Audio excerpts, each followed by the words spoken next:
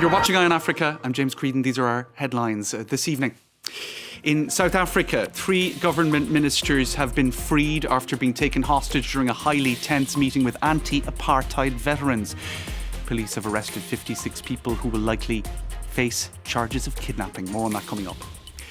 In Kenya, the husband of murdered distance runner Agnes Tirop has been taken into custody in Mombasa. The 2-times World Championship bronze medalist was found dead at the couple's home earlier this week. Cape Verde goes to the polls in presidential elections this Sunday. Our reporters have been meeting people from across Cape Verdean society in the past couple of weeks. Tonight, we'll bring you a report on the country's thriving music scene. Thanks for watching. Now we start in South Africa, where a major drama has now been brought to a close. Police were called to a hotel near the capital Pretoria on Thursday night to rescue the Defence and Military Veterans Minister, Thandi Modise, her Deputy Minister and a third Minister, Mondli Gungubeli. Now, all 3 had been meeting with veterans of various groups that were part of the armed struggle against the apartheid regime in South Africa. That meeting broke down amid tensions.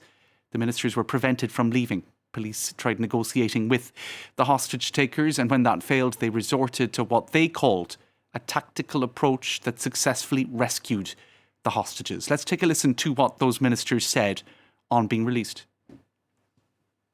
Getting there, our intentions was to start a meeting and first listen to them what exactly they wanted the meeting to do, because we were very careful about assuming. We could not move beyond that point. We proposed the agenda, we could not move beyond that point because they demanded that the president, the deputy president should be there. As we were proceeding to the door, we realized that the doors were being locked. And we realized that, it's no longer as exciting as it started. What we will not tolerate is deliberate acts of disregarding the rights of others, because that is criminal.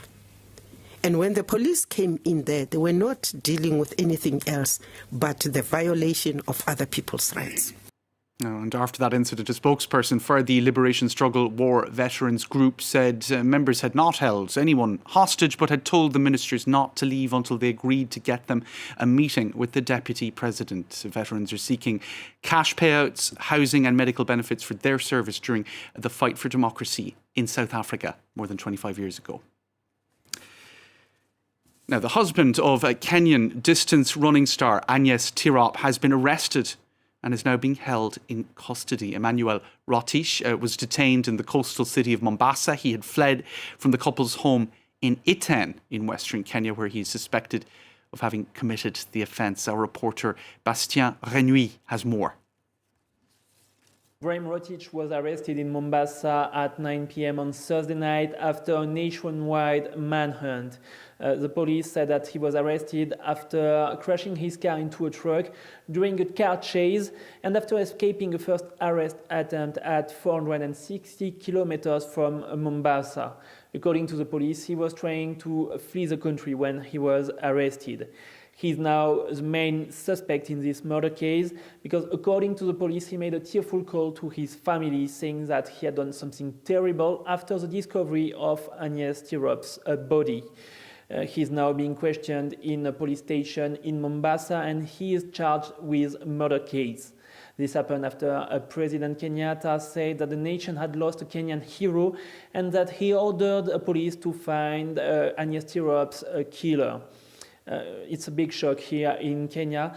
The Kenyan Track Federation announced that it was suspending all its events for the next 2 weeks to pay respect for a Kenyan hero who ran during Tokyo Olympics. Bastien Renouy there. Now, the French conglomerate Bolloré, which is owned by the billionaire Vincent Bolloré and his family, is considering selling its African logistics divisions. This according to Le Monde newspaper. Bolloré has been massively influential and powerful with huge interests in construction and communications projects across several countries in Africa. The sale would set off a veritable earthquake, as Le Monde put it. French shipping company CMA CGM and the Danish group Maersk are amongst those said to be looking at the assets. Laurent Berstecker has more. Since purchasing the port of Abidjan in 2004, Bolloré Africa Logistics has steadily expanded its influence on the continent. It's present in 47 African countries, operates in dozens of ports, and oversees several land and rail networks, making it Africa's biggest transports and logistics operator. The subsidiary of the Bolloré Group employs over 20,000 people in Africa and makes up nearly 80% of the entire company's profit. A success story that hasn't stopped Vincent Bolloré from diversifying his African portfolio with massive investments in energy, agriculture, media, and communication. Through his activities on the continent, the French businessman also developed close ties with some African heads of state, political connections, which recently caused him some legal woes. Accused of illegally financing presidential campaigns in Guinea and Togo, Bolloré pleaded guilty in January 2021 and was sentenced to a €12 million fine by a French court. In recent years, Bolloré Africa Logistics has also been facing increased competition from Chinese and Emirati companies determined to make inroads in the African market. US President Joe Biden and Kenyan President Uhuru Kenyatta have been meeting at the White House. Kenyatta is under pressure after revelations in the Pandora Papers that he and family members had stashed some $30 million in offshore accounts. Mr. Biden made indirect reference to the scandal, saying financial transparency was on the agenda for talks. The two also promised to work together on climate change and ending violence in the Horn of Africa. No progress, though, appears to have been made on Kenya's hopes on a trade deal. The leaders also announced a new COVID-19 vaccine donation of 17 million doses of J&J vaccine to the African Union. Central African Republic's president has declared a unilateral ceasefire in the country's conflict with rebel groups on Friday. One of the cities that has most suffered from the conflict is Bangassou. For now, calm has returned to the city, which is back under the control of UN peacekeeping forces. Clément Di Roma and Carol Valade went to find out more. Behind its apparent calm, Bangassou remained a strategic position for peacekeepers' control of the southern region of the Central African Republic. On board with this patrol of blue helmets, we traveled through the small town. It fell into the hands of the new rebel coalition at the end of 2020. Get in position. With the help of Rwandan forces and Russian paramilitaries deployed alongside the National Army, these soldiers drove out the rebels in March. We have succeeded in bringing about calm, securing and ensuring all traffic on the main roads of the prefecture. Today, the road leads to the village of Barama. The presence of the blue helmets is reassuring, but people here still fear new attacks. There was a lot of crackling of weapons, massacres, a lot of blood. Pushed out of the cities, rebels ramped up ambushes. 2 peacekeepers were killed. Despite the current respite, MINUSCA commanders still aren't letting the guard down. I would say that the security situation in our area of responsibility is calm for the moment, but it remains unpredictable because of the presence of armed groups dispersed in the forest. Those who travel the dangerous roads of the region are often in a permanent state of alert, like this truck driver who was caught in a shutout. The rebels and the army had an exchange of fire. It is there that the bullet entered in the windshield.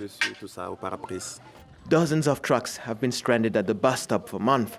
They've been waiting for a MINUSCA escort. The UPC rebels are there with their barriers.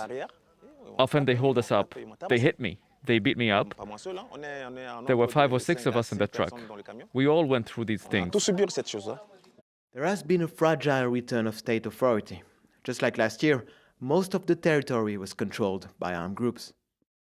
All the local police stations have reopened and have a large number of officers. We're still waiting for further backup to be deployed where it's most needed.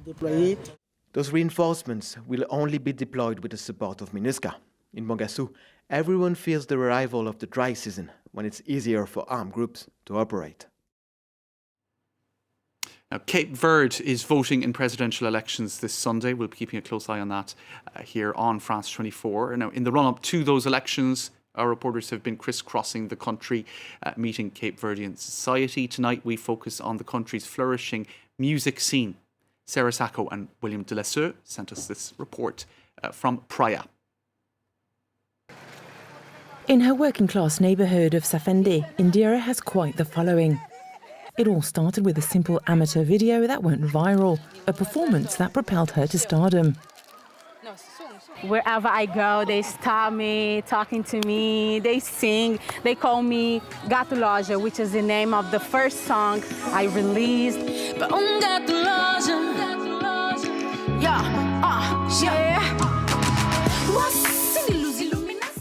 At 27, Indira has just released her first album, a tribute to women of her country. Women have to work hard to take care of their families on their own. Women from Cape Verde are very strong.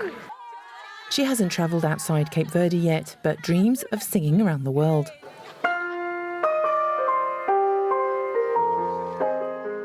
Hali was the last pianist of the late diva Cesario Evora. When he was just 17, he left school to accompany this Cape Verdean icon on tour. It's something he'll never forget. It was the maximum of the energy and all the feelings, all the vibes I felt playing with her, all the stages all around the world. So for me, I don't know, it's an epic part of my career.